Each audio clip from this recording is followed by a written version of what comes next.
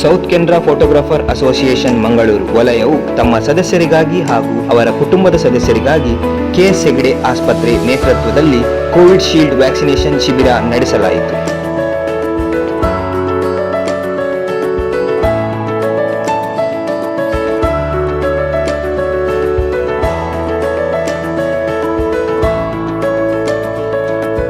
ವಲಯದ ಸುಮಾರು 80 ಸದಸ್ಯರಿಗೆ ಕುಟುಂಬ ಸದಸ್ಯರಿಗೆ ಲಸಿಕೆ ನೀಡಲಾಯಿತು. ಈ ಸಂದರ್ಭದಲ್ಲಿ ವಲಯಾಧ್ಯಕ್ಷರಾದ ಮಧು ಮಂಗಳೂರು, ವಲಯದ ಪದಾಧಿಕಾರಿಗಳು ಹಾಗೂ ಇತರ ಸದಸ್ಯರು ಉಪಸ್ಥಿತರಿದ್ದರು.